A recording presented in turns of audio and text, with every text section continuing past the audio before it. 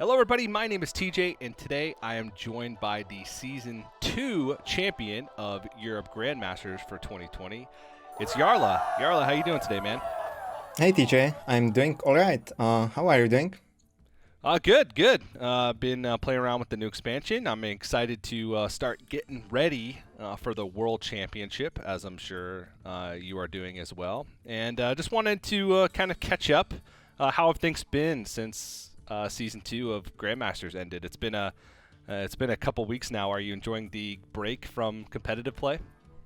Yeah, I actually do. I started playing a little bit of World of Warcraft lately, just in the meantime during Season 2 of GM and now Worlds. So yeah, I took it more chill lately, but yeah, I'm ready to get back into the grind towards the World Championship. Are you the kind of player that no matter what game you play, you always have to make sure that you're at the top of the top? Or when you play things like World of Warcraft, do you relax a little bit? No, I'm highly competitive, and now I didn't play like the last expansions. I played a lot of Wrath of the Lich King, and now when I came back into it, I have like no idea what's going on, and that I'm kind of upset about that. So yeah, I want to get good, you know. Yeah. Well, hopefully you getting good at World of Warcraft doesn't take away from you staying good at Hearthstone, because Yeah. only a couple weeks left to Worlds. So you've historically, at least for the last 2 years of Grandmasters and even before that, you've been one of the most consistent players in Europe. It doesn't seem like you've had that huge victory, that huge run at the World Championship. Do you feel like you've already proven that you're one of the best players, or do you feel like you still need to get that big World Championship win in order to prove that you're one of the best players? Yeah. So I think for some people they think that like I'm really good, but for myself I feel like I need to still get better. Like I'm still throwing games left and right, even in GM, and yeah, I think there is still a lot of to improve. And yeah, for myself, I really want to win the World Championship. That's like the biggest achievements that Hearthstone player can achieve. So yeah, if I manage to do that, then maybe I will call just for myself that I'm like one of the best. But yeah, still a long way to go. And you're kind of known as a more slow, methodical player, right? Really thinking out your turns, not playing on instinct, at least from a viewer's perspective.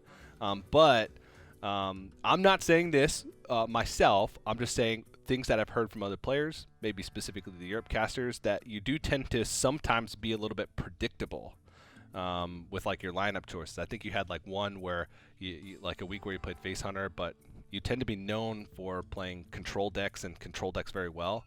Do you think that's accurate? Is that something that you might be aware of, or what are your thoughts on potentially a predictable kind of play style? Yeah, I think I'm actually pretty predictable in the stable metas, but I'm also more comfortable playing in those instead of in new metas.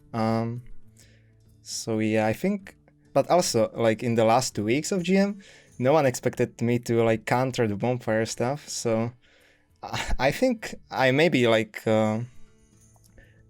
a bit away from my road at the end of the season 2. But yeah, overall, last 2 seasons, I think I was playing pretty much the same stuff the entire season. I sometimes change 1-2 decks, but yeah, I think I need to get less predictable in the future.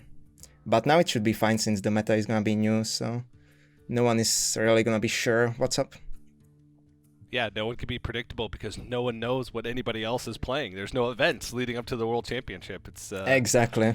yeah, it's going to be pretty cool. And maybe the secret is to be unpredictable, because the couple weeks that you ended up winning and qualifying to World Championship. So True. so there True. you go. And talking about the metagame, it's going to be pretty new.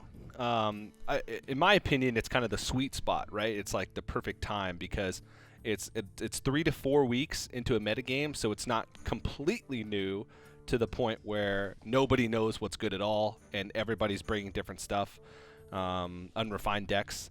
But it is new enough to where we could see some variety and people may find decks that nobody else has found. You mentioned that you feel like you do better in kind of these solved metas late in a metagame cycle. What are your thoughts on kind of the timing of the World Championship, kind of 3 to 4 weeks after a set release? Do you like that?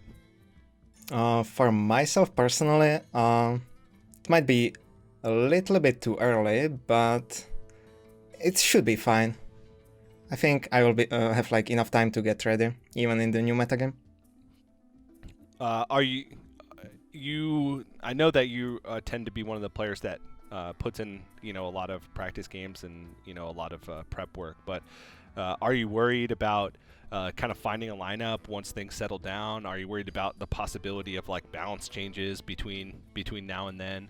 Are you stressed out about trying to find a lineup? Or are you mostly excited to kind of explore what the metagame's going to be?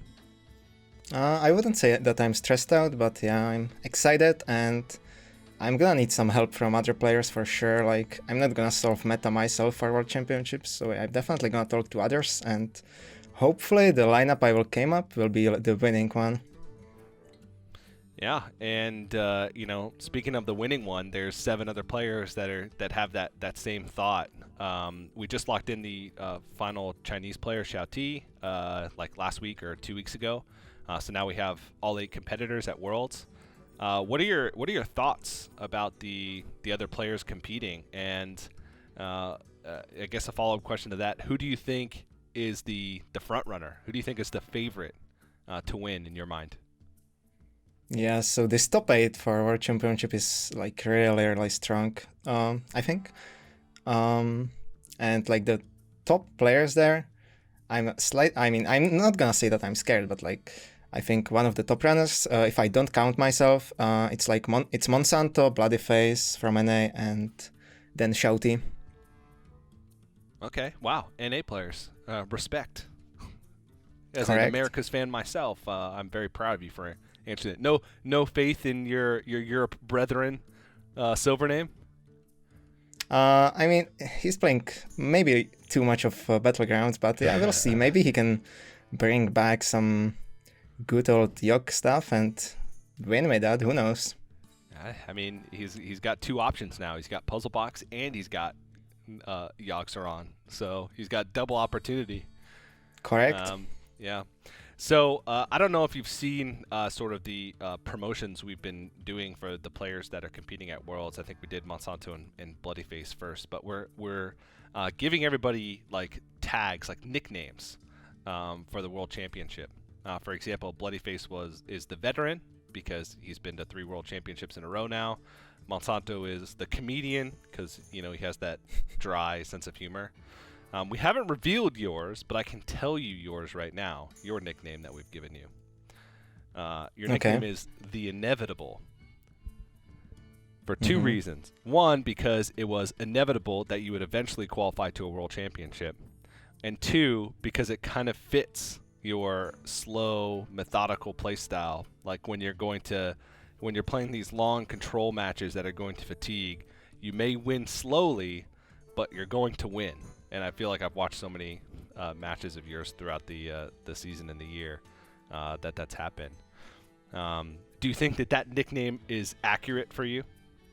Yeah, I think it's good. It took only 4 years to get there in competing for our championships. So yeah, took some time, but we got there. And yeah, I mean, my playstyle is really like controlling. When I know that I can't lose, I'm not gonna play like any of my extra cards or whatever. That's like what Sotl always says that like I'm not gonna waste my cards or something like that, if I don't have to play them. So yeah, I kind of agree with this. Yeah, it's funny because Sotl either loves or hates your playstyle. If it's at the beginning of the day and Sotl's fresh and not tired, he loves your playstyle. But if you're the last match of Grandmasters and you're playing control mirrors, he hates your playstyle. That makes a lot of sense. Yeah. All right. Well, last question, and this one may be a bit hard to answer. It's been a bit hard for others to answer. Why should people root for you at the World Championship? Okay, wow, that's a hard one. Um, not sure. Maybe because I'm from Europe, and Europe has like the most world champions so far. So we want to bring it back home again, and I mean it's just on people who they like, which playstyle they like, so they can choose like any of the other players to root for. But yeah, if they like if they like a lot of roping and all these control decks and stuff like that, then they should try root for me. The European rope pride. I love it. Love it. I'm gonna Exactly. root for you. I'm gonna root for you. All right, man. Well, I appreciate you taking the time for this interview, and thanks. And good luck at the World Championship. Yeah, no problem. Thank you. And for anybody out there who wants to watch the World Championship, it's going to be broadcast on December 12th and 13th on our YouTube channel, youtube.com/Hearthstone Esports. And if you want to take a look at any of our promotional content or get a look at the players competing at the World Championship, you can head over to our Twitter at HS Esports or playhearthstone.com/esports.